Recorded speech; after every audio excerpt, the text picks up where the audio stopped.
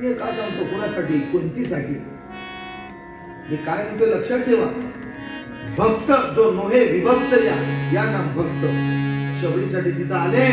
शबरी म्हणाले, प्रभू तुम्हाला भूक लागली असेल ना. प्रभूंनी पोटात हात ठेवला प्रभुरामरायांनी आणि शबरीनं ओळखलं. आता काय देऊ मी तुम्हाला. त्या पर्णकुटी शेजारी अशी मोठी बोर होती, बोर, आणि ती बोर बोरांनी भरलेली होती आणि त्या बोरीवरची बोरं पण चांगली पिकलेली होती. पण बोरच ती बोरं काढून आणून प्रभूला द्यावी आणि त्यात जर काही आंबट निघाली तर उपाशी पोटी असलेल्या प्रभूच्या पोटामध्ये आंबट बोरं जावी हे तिच्या मनाला रुचणार नव्हतं. ती त्या बोराच्या झाडाकडे गेली आणि पानांचं द्रोण बनवलं. प्रभू मी तुमच्यासाठी दोघांसाठी काहीतरी घेऊन येते. आता याच्या बोऱ्याचे तर पोटात लक्ष्मण नुसते कावळे नुसते काय करत ओरडो. आता ही बाई काय आणायची, हा जातो मागं उभा राहतो असा. ही एका फांदीवर बसलेली आहे शबरी आणि तिथलं त्याचं बोर काढते बघते, थोडस काय त्याला लावते, आपली जीभ का ते आंबट आहे का गोड आहे. गोड तिच्या लक्षात आलं की ते द्रोणामध्ये ती टाकत होती आणि आंबट लक्षात आलं की ती खाली सोडून द्यायची आणि टाकून द्यायची. आणि यानं तो डोक्याला हात लावला. ती शबरी आदिवासी समाजाची भिल्लनी समाजातली बिल्लिनी होती ती. मंडळी तुम्ही भिल्लनी समाजाची ही बिल्लिनी इथं प्रभू रामरायाला प्रसन्न करून घ्यायला आली तरी कशी हो. इतिहास माहिती आहे तुम्हाला कोणाला. इथं माहिती असलेल्यांपैकी बोट वर करा मग मला सांगावं लागतं.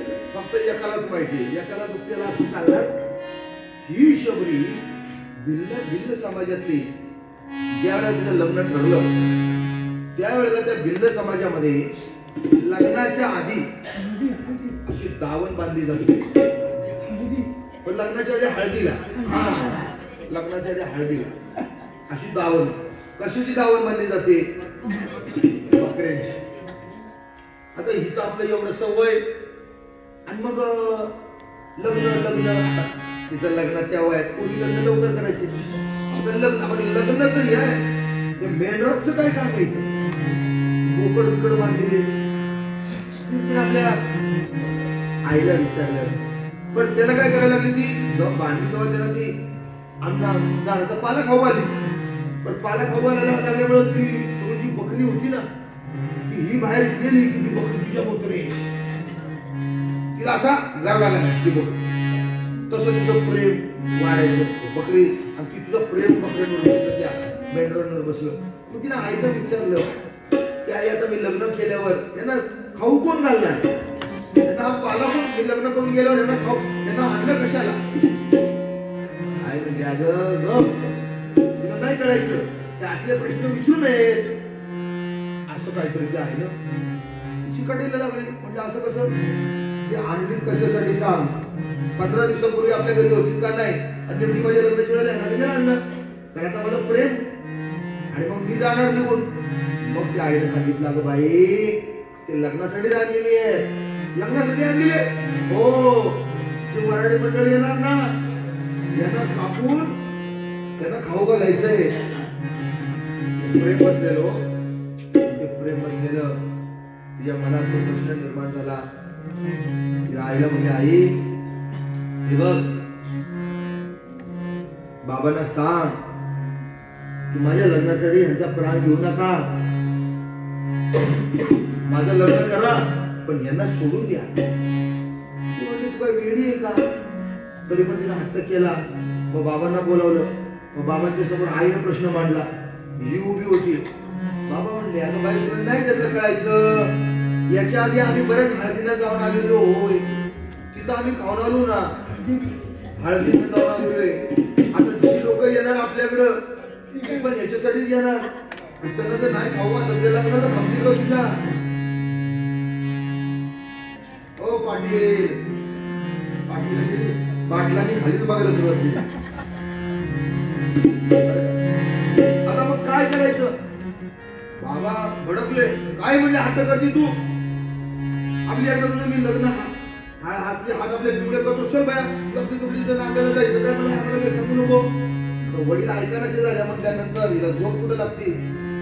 एक दिवशी रात्री सगळे झोपल्याचा विचार केला, यांचं मरण माझ्या लग्नाच्या निमित्तानं आहे. मग जर मी लग्नच नाही केलं तर यांचं मरण होणार. मग काय करायचं. रात्री ती उठली रात्री. ती बिल्लीनी होती, बिल्ल्याची मुलगी होती, ती अशी घाबरी नव्हती. अक्षरशः काळोखामध्ये ती घरातनं बाहेर पडली आणि म्हटली की आता जाते पळून, म्हणजे माझं लग्न राहील आणि तिचा जीव वाचेल. तीच ती बिल्लीनी मुलगी पळत पळत दिवस रात्र आली की झाडावर बसायची, दिवसा चालत राहायची. चालता रात्र दिवस. काही दिवसानंतर मातंग ऋषींचा आश्रम तिला दिसला. झाडावर बसली आणि झाडावर बसून ती ऐकू लागली त्या आश्रमातनं राम राम राम नामाचा गजर की काय त्याची गोडी लागली. मग ती काय करायची, सकाळी 3:30 वाजता ते सगळे उठायचे ना, 4-4:30 ब्रह्ममुहूर्त उठत, ही रात्रीच्या 2-2:30-3 वाजता उठायची. ही फुलं जमा करून त्या आश्रमाच्या त्या अंगण बिंगण झाडून काढून तिकडे ती फुलांची रांगोळी घालायची. परवा 4 दिवसापूर्वी तिथे एका भगिनीनं फुलांची रांगोळी घातली. मी जसं इथं काकड आरतीला आलो पाहतो ते इतकी सुंदर फुलांची रांगोळी, मला त्यावेळेला शबरी आठवली.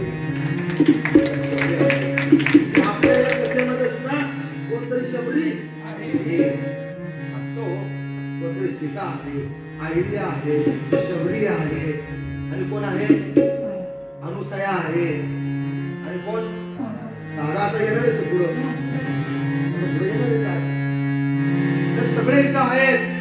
मंडळी मी काय सांगतोय तुम्हाला, ती रांगोळी घातल्यानंतर त्या ऋषीने विचार केला, त्या सगळ्या शिष्यांनी, आम्ही ऋषीने विचारलं शिष्यां पाहिजे.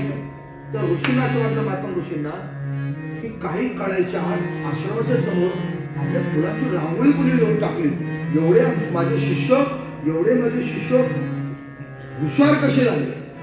म्हणजे आचरण शिष्यांबद्दल आम्ही शिष्यानं बोलावलं, म्हणजे तुमच्यापैकी फुलांची रांगोळी कुणी, सगळे म्हटले आम्ही नाही टाकली, तो किसने डाला ये. मग त्या शिष्यांनी का कुजबुज झाली. शिष्य काय म्हणाले त्या मातंग ऋषींना, गुरुवर्य ही जी रांगोळी वगैरे टाकली ना, 1 दिवस नाही 2 दिवस नाही, रोज रांगोळी पडते. हा तुमचाच काहीतरी चमत्कार आहे, तुमच्यात अशी काहीतरी शक्ती आलेली आहे आणि तुमच्यातली ती शक्ती रांगोळी टाकती. आणि सगळे ते शिष्य जयजयकार करायला लागले मातंग ऋषींचा. आता मी इथे येऊन बसतो ना, आणि जर तुम्हाला इथे एवढ्या परिसरात काहीतरी चमत्कार दिसला, तुम्ही सगळी मंडळी तुम्ही काय म्हणणार, गुरुजी 4-5 दिवसात काय नव्हतं, पण तुम्ही जशी आला ना चमत्कार, तुमच्यात काहीतरी तुम्हीच काहीतरी आज चमत्कार करतात. आता जो हलका गुरुजी असतो तो काय म्हणतो, तो आणखी आपल्या 4 शिष्यांना जवळ घेतो, याची म्हणतो काय करा, याचा जरा प्रचार करा. आमचे चमत्कार करणारे आमचे गुरुजी अमुक करतात, आमचे गुरुजी प्रचार तोच होतो, तसंच होतो. पगारी ठेवतात लोक काय बघितलंय तुम्हाला तर माझ्याविषयी जास्त अनुभव असे पगारी. त्यांनीच काय करायचं, तुम्हाला काय नको नाव नाही सांगत, पण स्थळ सांगायला काय हरकत आहे का. याची जर मागणी असेल तर सांगितलंच पाहिजे. रत्नाची नाणीची म्हणून गाव आहे, माफ करा इथं कोण शिष्य असेल तर.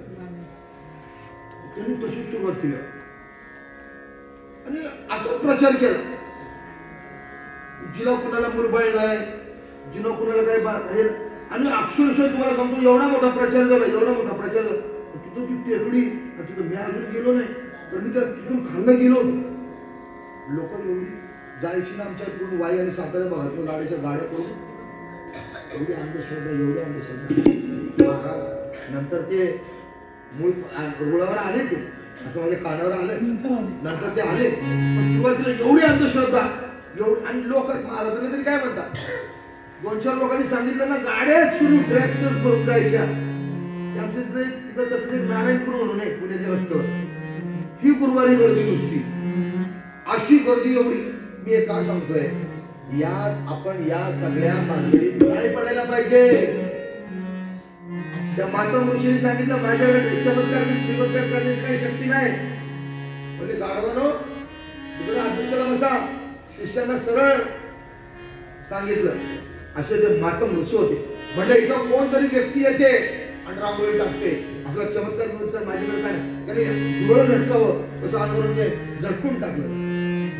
मग मात्र मातम ऋषी सकाळी भल्या पहाटे कोण बरं येतंय म्हणून जागे राहिले. जागे राहून बघितलं एक अशी बरं का नव तरुण तरुणी येते रांगोळी टाकते. तेव्हा तिला बाळ असं म्हणून मातम ऋषी म्हणाले थांब, कुठून आलीस तू, कुणाची तू. आणि मग तिनं सगळा इतिहास तिनं त्या शबरीला सांगितला माझं नाव शबरी. आणि तेव्हापासून त्या मातम ऋषींची तिने अनुग्रह घेतला.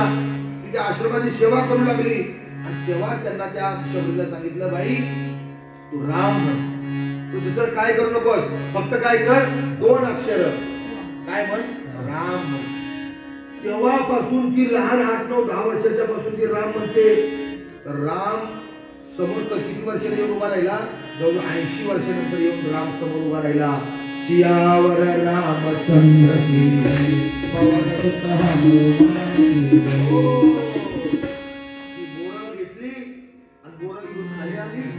खाली आल्यानंतर प्रभू रामरायांच्या हातात एक द्रोण धरून दिला आणि दुसरा द्रोण लक्ष्मणाच्या हातात द्यायला गेली. लक्ष्मण द्रोण घेतो कुठे, लक्ष्मण द्रोण घेतो कुठं, मला भूक नाही काय. त्यानं बघितलं होतं त्या प्रत्येक पोराला काय केलं होतं, उष्ट केलं होतं.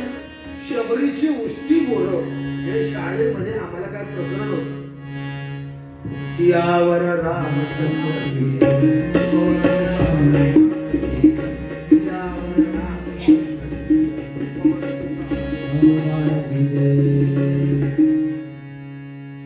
आणि ही उष्टी बोरं त्या लक्ष्मणाला बरं का त्याचं मन.